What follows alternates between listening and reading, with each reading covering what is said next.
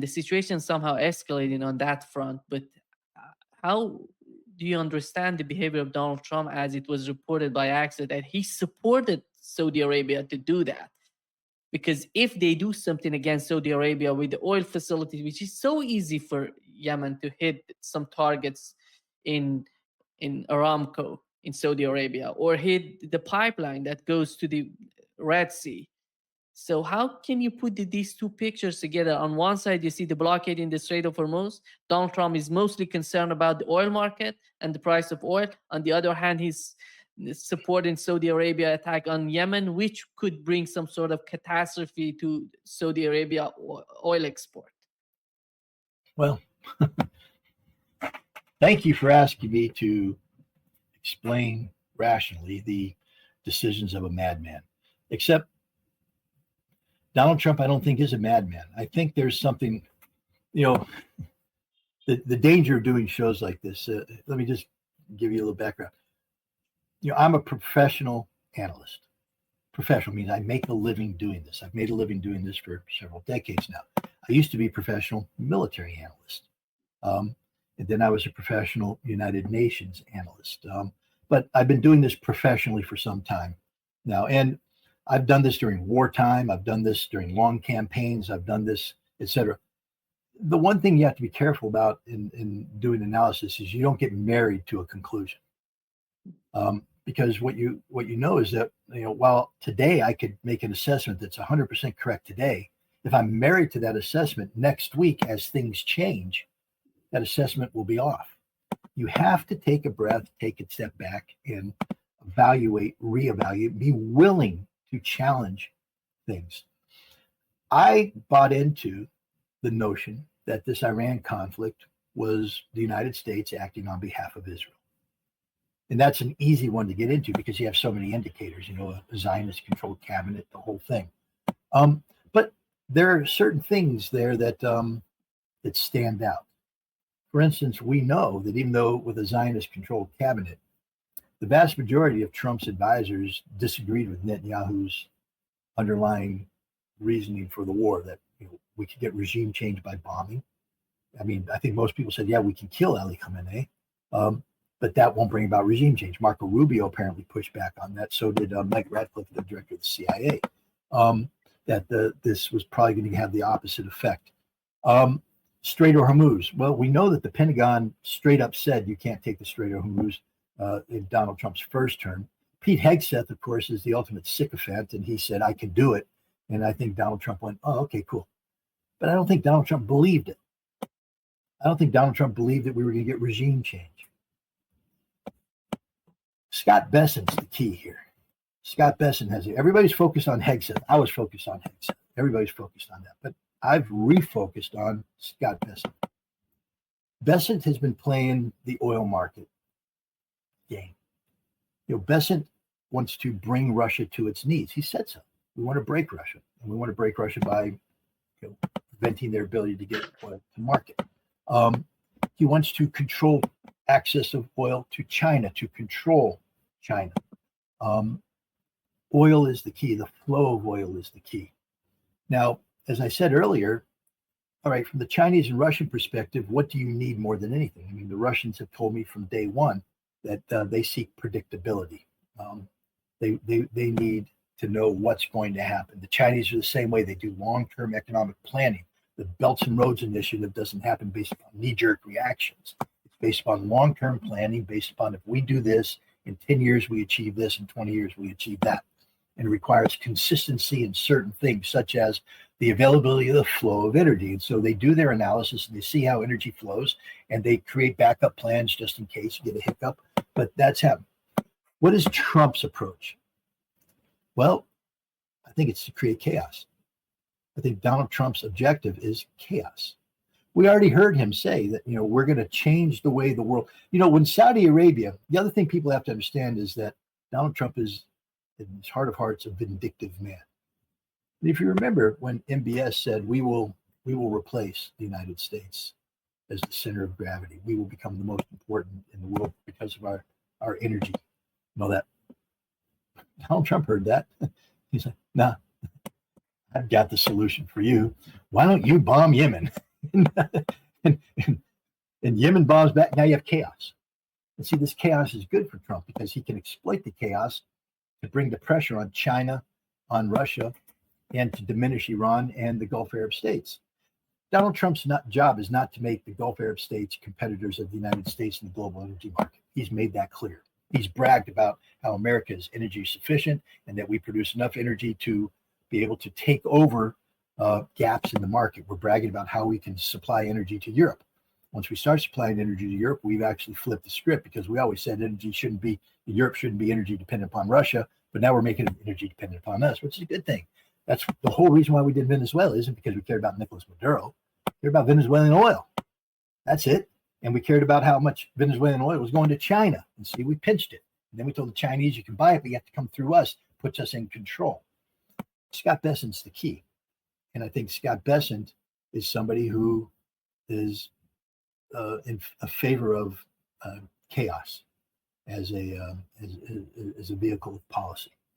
And what Donald Trump is doing is creating chaos in the global energy. Again, this is a man who doesn't have a moral compass because the chaos he's creating is going. I hate to say this, but I think hundreds of millions of people are going to die because of this war.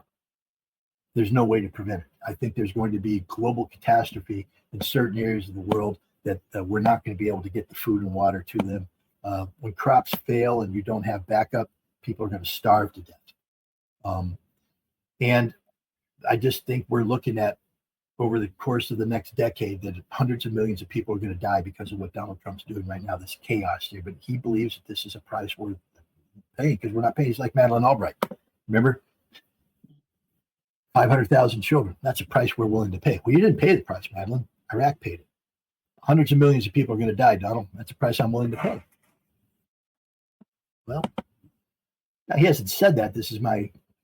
But when every rational actor tells him what the consequences of this are, and he seems to shrug it off. But Scott Bessent, I think, is the key here. So why would Donald Trump allow Saudi Arabia to bomb Yemen? Because it creates chaos. I think Donald Trump wants the Bab el-Mandeb Straits closed because it creates chaos. He has made a calculation. Scott Bessent has told him, we can ride out this crisis longer than China can. We can outlast China. It's not about outlasting Iran. We can outlast China, and China's going to put the pressure on Iran to give you a stake in the Strait of Hormuz solution or whatever. This is what I think is happening right now. So, because, when you rationally look at the decision to get Saudi Arabia to engage Yemen, you're like, this is crazy. It's insane. Why would you encourage this? Well, the only answer is because it creates chaos. And then you say, well, why would you want to create chaos? And you look for the different actors around him who would benefit. And Scott Bessent's theory of how America can leverage global energy markets for American to sustain American dominance. It's a theory predicated on control, and we only can achieve control through managed chaos. Yeah. He said, we know that Donald Trump is trying to bring the Lebanese government and Israelis together. They had an agreement in Rome, and they're going to meet again next week. It seems that Donald Trump going to meet with Benjamin Netanyahu. Then the day after, on Monday, with Benjamin Netanyahu. On Tuesday, he's going to meet with the Lebanese president, Joseph Aoun. And here is what he said about Lebanon stuff and Syria. Israeli ground forces withdraw from southern Lebanon? Well, redeploy is another word. Because, we're getting along very well with Lebanon. Israel's dealing with them very nicely. First time in many, many years. Lebanon has just been beaten up so badly, and they've got Hezbollah there. Southern Syria and from parts of Lebanon, it would be good to get out, I think. And I think you might see things get a little bit calmer because we have to focus our energy on the big leagues. The big leagues are Iran. You mentioned when we spoke on the phone during the war that Syrian President Ahmed al-Shara may be tasked with dealing with Hezbollah. He would go in and take care of Hezbollah, and he'd do it in a different way. He wouldn't knock down buildings. I hated to see buildings knocked down. Are you saying you believe he would be more precise than the Israelis? I think he'd be more precise, yeah. I think, and I can tell you, I know he'd like to do it. Does he need the green light from you? I'm thinking about it. Yeah. Do you see any line of strategy in what he said? It's just zigzag, going up and down. None of what he says is going to work. I mean, that's just the reality of it. You know, Aoun's already in huge trouble right now in Lebanon because he's sold out. I mean, you know, Israel and the United States came to him and got him to basically surrender the sovereignty of Lebanon, because what he said, if you remember, Hezbollah's whole argument was we are a legitimate resistance movement so long as Israel illegally occupies Lebanese territory. And I do believe that part of the solution that was brokered is that the Lebanese government said, we give Israel permission to occupy. So it's no longer an illegal occupation. Therefore, they sought to delegitimize Hezbollah's moral posture. Nobody bought that. Nobody bought that. He's lost the Lebanese people have lost faith in this man. So I don't know what Trump thinks he's trying to accomplish here. This is, Barak, the ambassador of Turkey, American ambassador to Turkey, who's now apparently the special envoy of all chaos in the region. Tom Barak. Barak. This is his idea, but it's simplistic in nature. It's not grounded in reality. The reality is Hezbollah is a force that's staying. And the other thing about Jolani is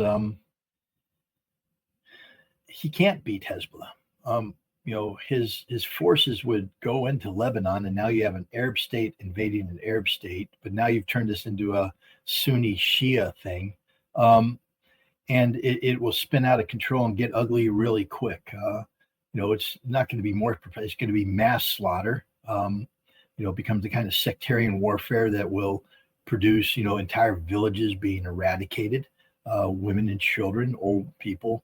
And I think Jolani understands it because he's not saying he wants to do this. I think he's saying the opposite. I don't have any intention of doing this, because he's not stupid. He understands. And two, I mean, what happens when you get a vacuum? Who fills that vacuum? And when Jolani fails, and he will fail, Turkey steps in. And Israel doesn't want Turkey any closer to its, to its borders. So I don't think Israel's in favor of this. This is Donald Trump living in a Tom Barak-inspired fantasy world, where none of the things he talks about are achievable. None of them will happen. That's just the reality of it. But again, I have to think, because the outcomes of everything he says are so predictable, that he knows this. Chaos. He likes chaos. He wants to create chaos, and he will manage that chaos. And he'll be successful in doing this until it's time people stop looking to the United States for solutions. I mean, this is the state of play. Right now, America continues to enjoy the status of global hegemon. We are the most powerful nation in the world. We still have the ability to influence the world in ways. But half of this now is because people are trained they're conditioned to accept this without question. But at some point in time, people are going to start to question. What if we say no? And see, this is where Iran standing up and prevailing is a big deal, because people become so accustomed to the United States intimidating people and getting to back down. And, even our losses, Afghanistan came after, 2 decades of just devastation. Only academics cheer the American demise in Afghanistan. Realists, the people on the ground, all they know is suffering, and the suffering continues. Chaos. What did we gain from leaving Afghanistan? Chaos. And we thrive in chaos. This is the whole American approach today, because chaos exists in conditions. If you were trying to impose your will on something, you may not have sufficient power to do that. All you have to do is generate chaos and then manage the chaos. And you manage the chaos as long as enough people believe that you are the source of the answer to the chaos, and ignore the fact that you caused the chaos to begin with. And what we need right now, for instance, when the Lebanese people wake up and realize that the United States offers nothing at all, they'll look elsewhere for the solutions to their problems. And I think that's the direction we're heading. And again, when people start starving to death, people are going to start realizing that the United States doesn't have a solution to any of these problems. Nothing. What problem has Donald Trump solved? Nothing. He just creates chaos. I mean, the one problem he solved, I guess, is his economic position at home. The most corrupt man in the world, manipulates markets based upon social media posts that are timed to generate, deviations in the world, oil market. I guess you could say that's a success. The American economy is failing. I mean, you can prop it up artificially, but again, there's only so much fakery that can go around before reality sets in. But Trump doesn't care. He only cares about the next 2 years. He only cares about, his legacy, his personal legacy. He's not a good American president. He's a horrible American president because he's destroying the country to preserve his legacy. It's a sad state of affairs, but chaos seems to be the answer for just about everything. Why is Donald Trump doing this? If what he's doing creates chaos, you now know the answer. It's easier to manage chaos than it is to impose your will on a problem where you lack the resources to succeed. The war in Ukraine, Scott, continues to get more complicated with not in the eyes of Russians. They basically see the same thing is happening. They're trying to deal with the drones, but in the eyes of those people, decision makers in Washington, they're trying to make some sort of move to show Russia they're trying to do something. On the other hand, you see nothing practically is coming out of Washington with the case of Ukraine. And here is what Donald Trump said about Russia and Ukraine.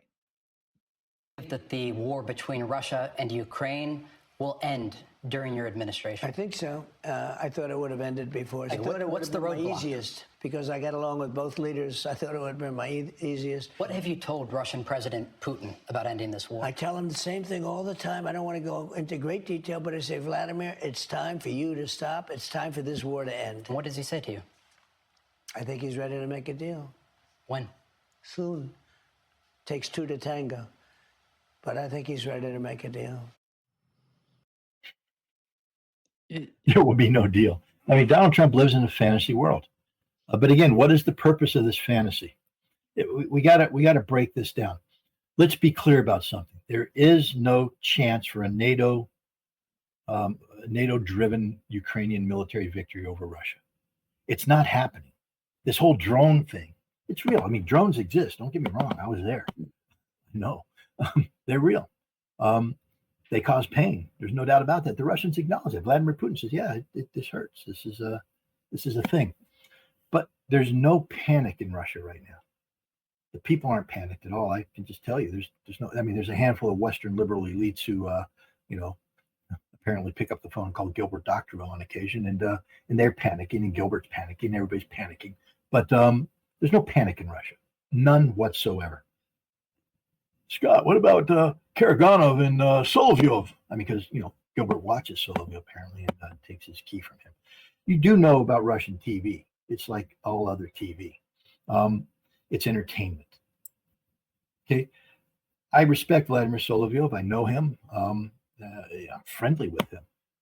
But I think if I were in a bar with him and we could talk without people listening, he'd admit that a lot of what he does, I mean, he believes in the main message, but you have to create controversy because people have to tune in.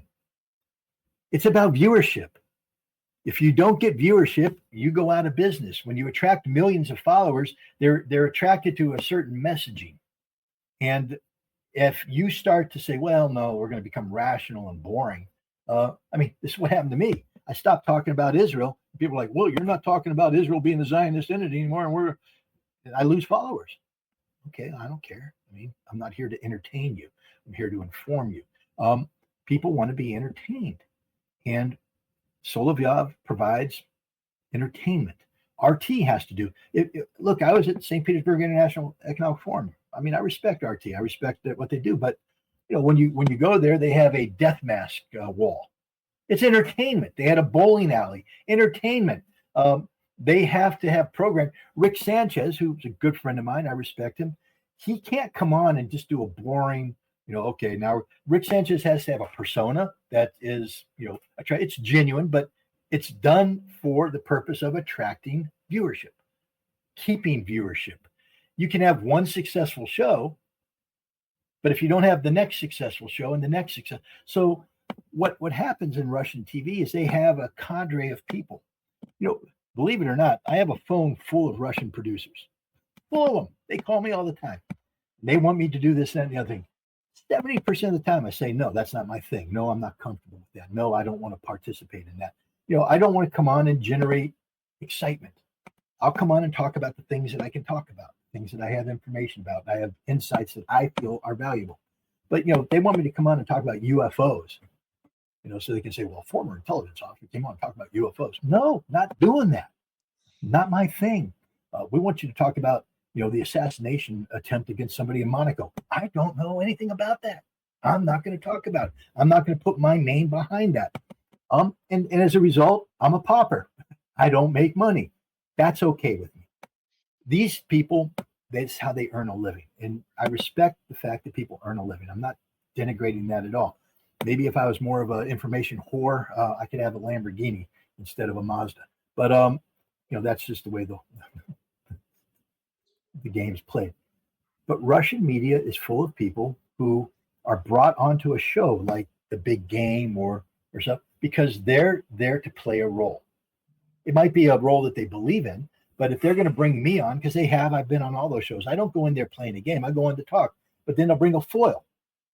I'll talk, and then somebody comes, well, that's crazy. And the other person, well, that's insane. And well, this and that. And well, he's an American spy. Whoa, whoa, whoa, whoa, whoa. And the audience is going, wow, awesome, dude. Keep it up. Yeah, this is entertaining. They're not really listening to what's being said. And so to sit there and say that Russia's falling apart because there's a spectrum of Russian information out there saying, we believe Russia should nuke Europe. We should believe it. And we think Putin needs to do X, Y, and Z. Who cares? The only question you have to ask is, what is Vladimir Putin saying and doing? Because that's the only thing that matters. That's it.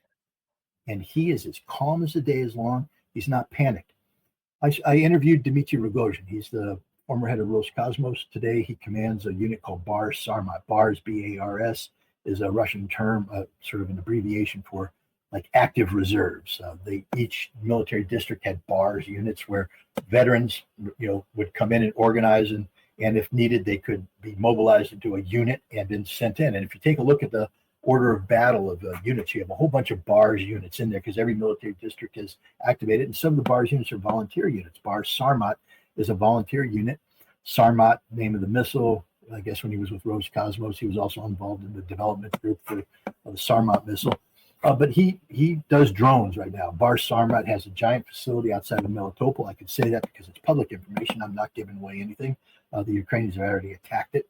And his unit's also a combat unit. They're out in the front lines. So now you have drone operators who are operating the front lines, getting the information about drone warfare, both in terms of how they operate, but how the Ukrainians operate. They collect the debris of Ukrainian drones shot down or brought down. They take it back to Bar Sarmat Research Center, and they go through the debris. They learn lessons, reconfigure, and they go off. It's a cycle. I went to the Archangelsk drone research unit. They do the same thing. They have frontline units. They have a research center. They feed back and forth. Both at Bar Sarmat and at Archangelsk, there's no panic at all. What I got from people was, yeah, this is a tough time right now. Ukrainians are full press, full court press, doing a lot of stuff. But yeah, we understand what they're doing. We understand how they're doing it. And we're coming up with the response. And there's a technological response, and then there's the harsh reality of war. The best way Russia responds isn't to shoot down the drones, although they're shooting down almost all the drones. Less than 10% of the drones get through. People need to understand that. But the best defense is to destroy the means of production, which Russia is doing. Lindsey Graham infamously toured a major drone facility, and it went boom shortly thereafter. And you can draw your own conclusions. I think there was an OPSEC failure on the part of Lindsey Graham's team. They published photographs they shouldn't have published. The Russians have taken command of AI-generated command and control, which means that they have mastered ISR, intelligence, surveillance, reconnaissance of the entirety of the battlefield. They have a huge database of imagery, and as things happen, as photos show up, it's being assessed, looked at, generates a location. People evaluate it. If they determine that's correct, they send a resource on it, and they'll There are cases where they can locate an enemy Ukrainian drone command center, and within 30 minutes they'll have 3 Fab 500 bombs put on it, killing everybody inside. And this is what they're doing. They're killing 80 to 100 Ukrainian drone operators a day. 80 to 100 Ukrainian drone operators a day. Drone operator takes 4 weeks to train basic skills. Takes another 6 months to develop till you become combat proficient. The people that are operating in the command centers on the front lines at the brigade level and supported battalions are the best drone operators out there, and they're dying 80 to 100 a day. A day. This is the reality. Starlink, which controls these drones, is being shut down sector by sector by sector. Russia has solved these problems. Russia is doing quite well. But that's not what you're hearing in the West. You're hearing in the West about how it's drone superiority, everything's going great. Do you honestly think that Ukraine is going to assemble a single Patriot missile? The answer is no.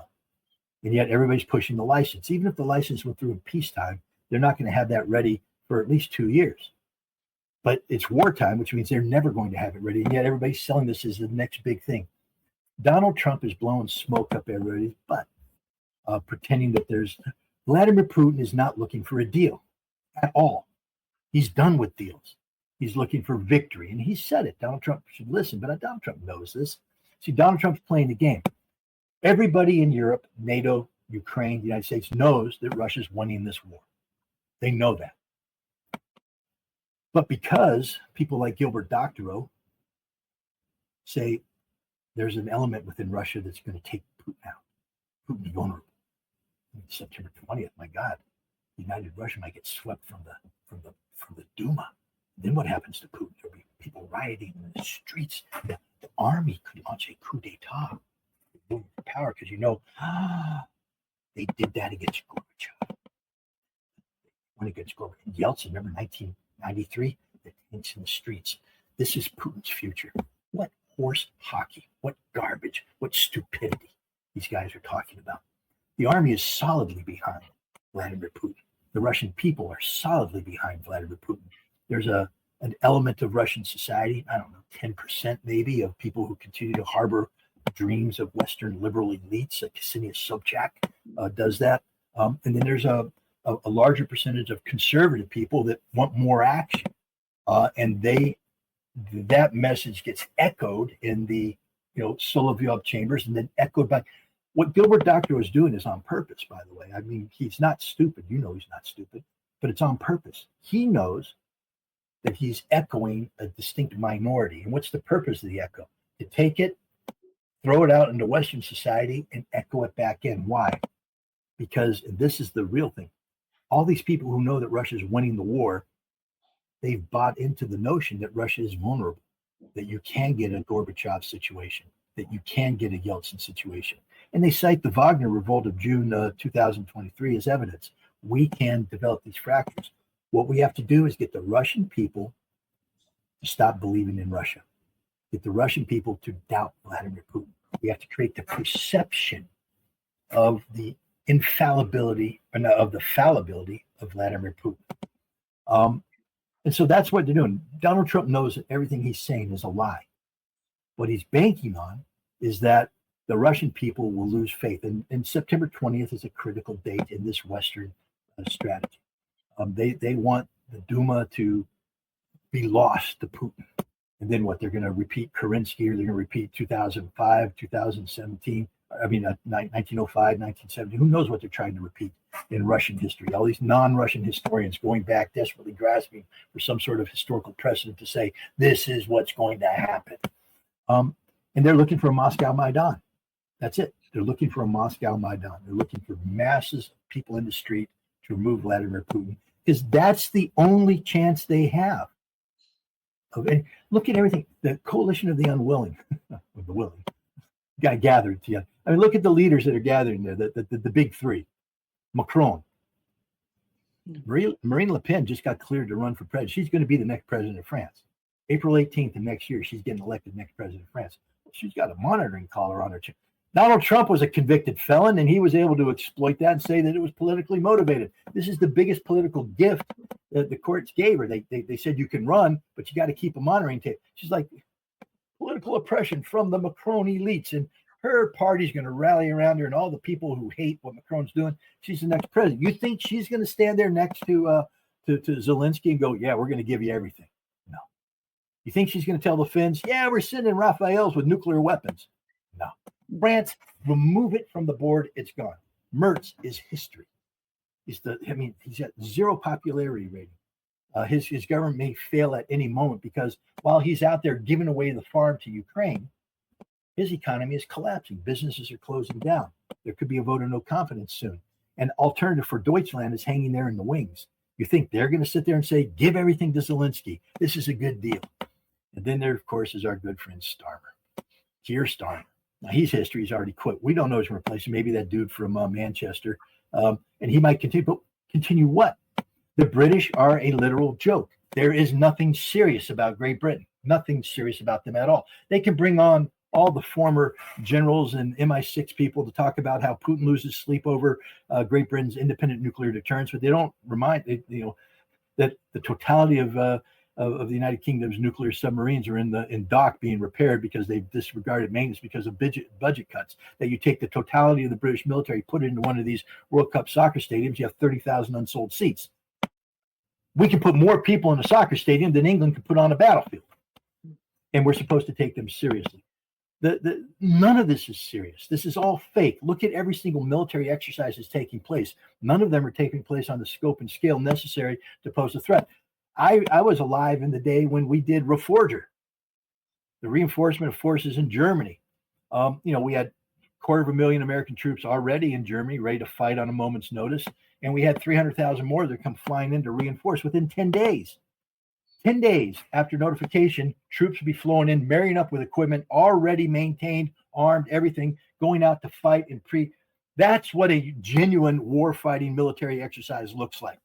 To have, Operation Tenderfoot 34, where you have 5 guys come in and pretend they're doing something, that's not a real military exercise. Until you exercise the logistics, until you show me that you can actually gin up 75,000 troops to send to Ukraine and sustain them with logistics over the course of 6 months to a year, you're a joke. And Europe is a joke.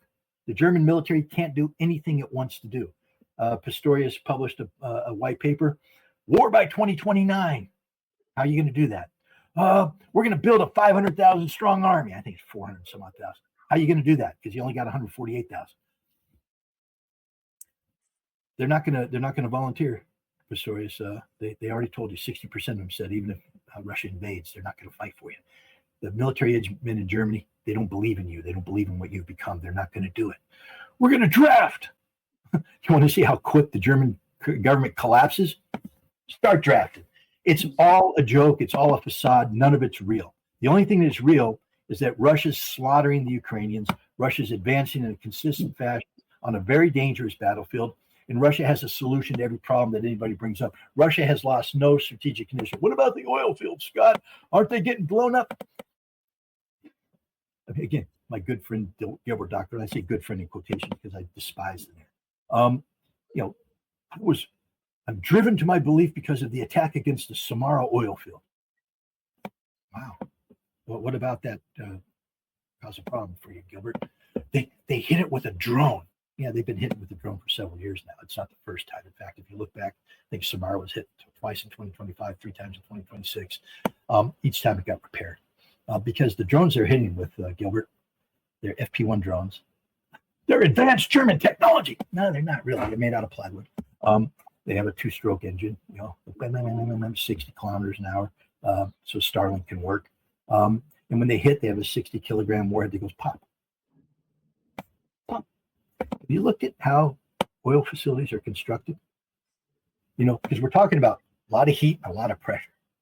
That means we're talking about pipes with fittings and rivets and the whole thing. It can cause a hiccup. You see some flame, there's a leakage flame. I'm trained as an oil field firefighter, by the way, just so everybody understands that. I took my firefighting days seriously, and I went to the academy in Nevada, and I've done it. I've put out oil fires. I put out big tank fires. I put out the little fires. I know what it needs to be done. And so do the people who work on the oil fields. And they go in there and they put the fire out. They shut down the supply. They let it burn out. They smothered it with things. Then they go in, they do an evaluation, they replace the parts that are broken. Oil fields require constant maintenance, by the way. And so they do have a bunch of replacement parts, and they come in. And generally what happens is about a week or so later, the oil field's back up and running. This is the reality of it. But Dr. O turned it into a symbol of the vulnerability of Russia to these advanced German drones that don't exist, by the way. They're in the example he said, the New York Times talked about a secret facility that's producing advanced German drones that are going to destroy the Russian energy infrastructure. Did you read the article? HF-1 drones, a small tactical drone. 4,000 were provided by the Ukrainian by Germans in 2024 to the Ukrainians. In 2025, about 2,000 were used. Well, when I say used, the problem is they have a high 80% failure to launch rate. And so the rest of the 2,000 are in the warehouse because the Ukrainians refuse to use them because they don't work. They're AI. AI doesn't work. There's 3 categories of AI for these drones. They don't work. They don't work. But they replaced them with the new X something 2, which it's an advanced German drone, except it's an analog of the Russian Landsat that's been in place since 2020. It was used in the Ukraine in 2020. So it's basically a copy of a Russian drone that now is 4 years old in combat duration. It's not better than the Russian drone. It uses that same AI. And you know who won't use this new X drone in combat? Ukrainians. 75% launch failure. Remember what I told you about dead Ukrainian drone operators? If you make a mistake as a Ukrainian drone operator, because you're under constant surveillance, you will sit there. The way the drone war works is you sit there and you evaluate what your enemy is doing. I got this from the Russians because Ukrainians are pretty good too. If the Russians make a mistake, they get killed. I interviewed a guy. I'm writing an article about it right now. He's been wounded, 12 times in the last 2 years. He screwed up because he got detected. And bam, and he got wounded, pulled out, put back, put in. This is the reality of it. Except the Ukrainians, when they hit, they're hitting with other drones, maybe some artillery. When the Russians hit, they're hitting with Iskanders, with Fab 500s. They're vaporizing whoever's in there. But if you make a mistake, you die. So you're sitting there in your command post, and now you need to launch. All right, well, drones come, because everything that's in the command post has to be brought in. So you don't bring in a fully assembled drone. You bring a drone in a carrying case, and it's there. You bring it in. Now you have to there's some setup that has to happen. Drones use batteries, so you have to get the right battery configuration based on the mission you're doing. You have to evaluate the electronic warfare system to see which frequency you're going to use, or make sure you have the right fiber optic reel on there for the length that you want, or make sure that you have the right SIM cards in if you're going to use some sort of satellite generated internet communications. It depends what package you're doing, what mission you're doing. It just does. You don't just launch a drone; you get it prepared. So you prepare all this stuff, and now you have to take it out and you have to assemble it on the launcher. This is a moment of vulnerability. If the enemy sees you, they're going to kill you, because it doesn't matter that you launch and go back into your hide site. That hide site will be evaporated. So you have to find a window where the enemy's blind, where the enemy's not looking. These windows aren't very big. And so now you go out there with your drone and you click on the wings and you put it on there and you test everything. Everything's up. Make sure you got the signal good. Launch. And it doesn't launch. Now you got a problem. You got to troubleshoot it. Launch. Doesn't launch. You're dead. You just died. Now, and the thing is, you're not dead yet, but you know you're going to die. You know you have no choice. It's automatic that you're going to die because the Russians have seen you. And the Russians are going to kill you. And so you can go back in and you can try and dig in and hide, but it doesn't matter because 3 Fab 500s are coming in, thermobaric. They're going to suck the blood. I mean, you're dead. And the Ukrainians are tired of dying. And so they said, we don't want the drone. This is what Gilbert Doctorow doesn't understand. The reality of war. The reality of the Russians are winning this war because the Russians are better than the Ukrainians. The Ukrainians have very good people, but they're dying. They're dying in droves, and they can't be replaced. They can't be replaced. Their best drone operators, the ones I interviewed from the Russians, started out as reconnaissance guys. They're reconnaissance soldiers. Then they were also stormtroopers. They were the guys that did the assaults early on in the special military operation. They were the reconnaissance guys, these reconnaissance groups, or the assault guys, who basically sat there and said, there's got to be a better way to do this. And the drone was the better way. And so these guys with extreme tactical acumen went back and learned how to fly drones and then apply drones to the reality of war. They understand everything. They understand I give you an example. It was shown to me a Ukrainian drone command center.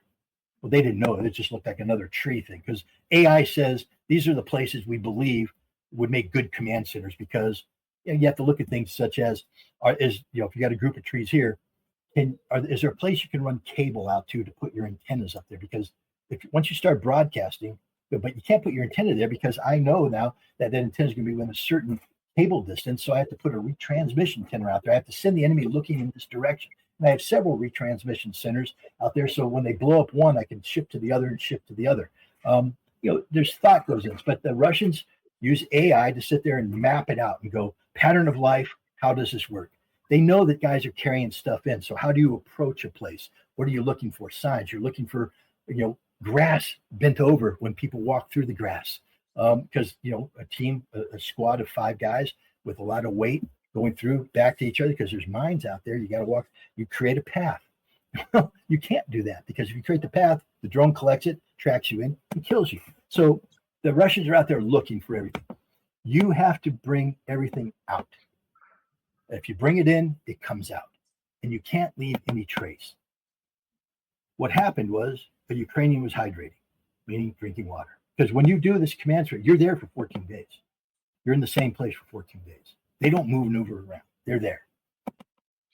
Now, when you're drinking water, you drink it and you're supposed to dispose of it in a trash bin because in the end of the day, you're going to bag it up and bring it out.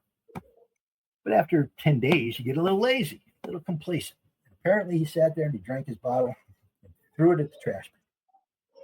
It bounced off the lid, off the rim, and rolled out from underneath the foliage. And the Russians got it. And the Russian operator, because they have banks, these guys go, what happens is that they're there and the AI goes, boom, pops an image up because the AI detected this. Boom. The guy looks at it, goes, shit, water bottle. Boom, boom, boom. Okay, we got a confirmed water bottle. Did you check when it was there? It wasn't there 10 minutes ago. Got a water bottle. Okay. What do you think? I think there's a guy hiding in this thing. Okay, you think it's commanded? Yeah. What do you want? 3 Fab 500s. Over here, you got Su-34 circling already in the air. And they go, hey, we got a target for you. Give them the coordinates. They drop. 5 minutes later, everybody's dead because some idiot didn't get up and put the water bottle in the trash can. This is drone warfare. It's real. And the Russians are better at it than the Ukrainians. Yeah. Thank you for comprehensive answer because there were a lot of speculation about what Russia is doing, what's going on in Ukraine. I think you described it the best way for our audience. But I just want to let the audience know, look, Ukrainians are good too. I was in Starbelsk, where the college that got hit. Apparently, there were Ukrainian stay-behinds, and that's a reality in Lugansk. And then the Ukrainians call Russians that stay in the villages zhdun, the waiters, and it's not a complimentary term. But the Ukrainians have their own zhdun. These are people who didn't leave when the Russians took over, who have retained connectivity with the Ukrainian intelligence services, and their job is to sit there and report. And they will, they have drone capabilities. So apparently, some zhdun saw that I was in Starbelsk, and they launched 2 drones. The drones were brought down by what I believe is electronic countermeasures, and they crashed and they blew up about 150 yards away. But we had to be evacuated because now we're actively being targeted. This is the reality. Ukrainians are blowing stuff up. On the way to Starbelsk, on the way to Gorlovka, on the way to other places, you see the blown up gas stations, the blown up trucks, the blown up cars. They're killing a lot of civilians, hundreds of civilians. And they're blowing up a lot of infrastructure. There can be no doubt about that. My convoy that left Melitopol, we didn't start as a convoy, but we ended up joining a convoy. We were attacked by Hornet drones. They had to be shot down by the gun trucks. The convoy. It's real. I'm not pretending the Ukrainians aren't doing anything. They're doing everything. I couldn't go to Kherson because the Ukrainians had turned the highway connecting Melitopol to Kherson into the highway of death, literally. So no one's sitting here saying the Ukrainians aren't doing anything. The day I arrived in St. Petersburg, 96 drones were launched against St. Petersburg. The day I left, I think 93 drones were launched. The day I arrived in Moscow in the middle of June, 555 drones were launched against Moscow. The day I left, my flight was delayed out of Vnukovo because of a drone attack. I missed my connection in Istanbul. The reality of drones is real. I'm not saying that this isn't happening. I'm saying it's not having the impact on Russia that the West claims it is. There is no panic. The Russians have a solution to everything. The Russians are smarter than you think. There's a drone unit in Russia called Rubicon. And initially, when I put this trip together, I was given permission to interview Rubicon. But because of the sensitivity of the situation, where Rubicon is the #1 killer of Ukrainian drone operators, which means now Rubicon is actively being hunted by the Ukrainians, and the Russians said, we can't let you touch Rubicon because of the sensitivities, because a mistake could be made. I could throw a water bottle and it gets detected by a Ukrainian ISR. I could make a comment that gets overheard or whatever. It's just too sensitive, because this is a very delicate situation. The Russians are doing things, but that doesn't give the Russians latitude to screw up. And with Rubicon, they're going to take no chances. So I didn't get to do the interviews or the visits I wanted with Rubicon because it was deemed to be, operationally unsound. So I don't want anybody to think that I'm sitting here saying the Russians are doing all this. There's not a problem. Oh, this is one of the hardest problems in the world. And if the Russians screw up, the Russians die, and the Ukrainians are killing Russians who do screw up. It's just the reality of it. But what I'm trying to impart is that this notion of this overwhelming Ukrainian drone presence that's demoralizing the Russians, crippling the Russians, is an outright lie. Russia is in 100% control of the situation. It's going the way Russia wants it to go. It's a very, very hard situation, where if Russia makes a mistake, they die. And Russia makes a lot of mistakes. So there's a lot of dead Russians, not 35,000, but there's a lot of dead Russians. It's a hard war, but there's no panic whatsoever. I've never saw people more confident in my life than the Russian drone operators that I interviewed. These people they understood the threats. They took it seriously. They've been blown up. They're probably going to get blown up again, but they believe in their cause. They believe in their capabilities, and they're confident in victory. And everybody I spoke to was confident in victory, not the irrational confidence of Donald Trump, but the rational confidence of people who have been fighting this war, not for 4 years, but for 12 years, because the vast majority of the people there have been fighting this conflict in one way or another since 2014. Yeah. Thank you so much, Scott, for being with us today. Great. Your response about Ukraine and Russia, it was so important, and it's so timely right now. Many people wanted to hear that, what's going on with the case of Ukraine. Thank you so much. Great pleasure, as always, Scott. Thanks, Neil. Have a good day. Thank you.